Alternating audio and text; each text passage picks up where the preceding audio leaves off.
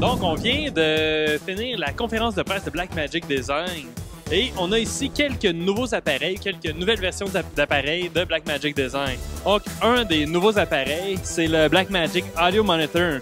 En fait, c'est des appareils Rackmount qu'on est habitué de voir dans les salles des machines. Ça permet de faire le monitoring audio.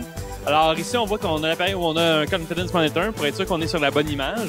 Et on a des VU qui nous permettent d'avoir, soit en mode VU, en mode Peak Meter, de pouvoir faire le monitoring visuellement des channels, mettons des 16 audio channels qui arrivent sur un câble SDI. Donc ici, on a les boutons de channel qui nous permettent de passer d'un canal à l'autre. Et on a des haut-parleurs de chaque côté avec un bouton de volume.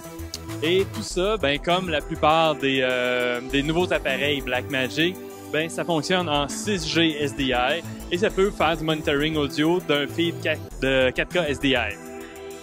Ici, on a aussi les nouveaux petits moniteurs de Blackmagic. En fait, c'est deux moniteurs qui ont chacun leur entrée-sortie indépendante en SDI.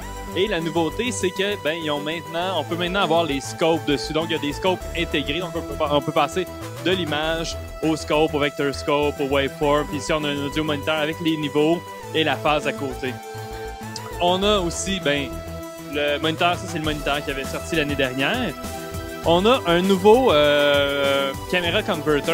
Ce que ça permet de faire, en fait, c'est le nouveau modèle. Il y avait déjà un appareil comme ça. Ça permet de faire la communication entre les caméramans et la régie lors d'un enregistrement live. Donc ici, on a toutes les prises pour le talkback. On a les canaux à qui on va parler, lesquels on va muter.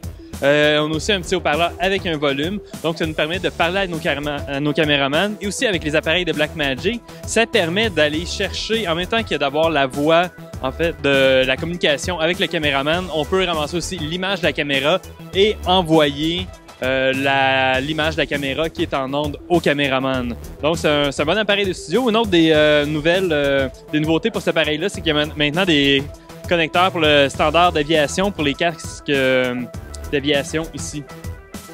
Et le dernier appareil qu'on a ici, c'est l'HyperDeck Studio Pro. C'est la deuxième version des modèles HyperDeck Studio. C'est la version Pro a plus d'entrées à l'arrière. En fait, c'est un modèle qui est sur le marché depuis quelques mois, mais lui aussi va bénéficier d'un upgrade de firmware qui va lui permettre de faire du 4K.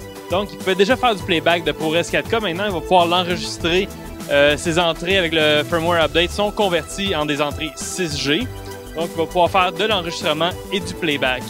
Fait, tous ces produits, il y en a un peu complété la gamme de produits 4K et 6G et Ultra HD de Blackmagic Design. Avec les updates 4K des appareils de Blackmagic, on est maintenant compatible avec la caméra que François-Yves nous ont présentée tantôt, la caméra de production cinéma 4K Blackmagic.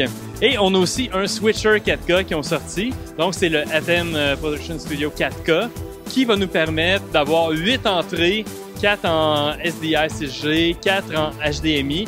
Et on va pouvoir faire la production en studio avec des caméras 4K, pouvoir passer avec les caméras converters le signal 4K des caméras au switcher, pouvoir avoir l'interaction avec les caméramans et pouvoir enregistrer les flux de chaque caméra ou le programme ou les programmes du switcher 4K sur des Ultra Studio Pro comme ça, et on va pouvoir avoir une émission live to tape en 4K avec seulement du matériel Blackmagic Design.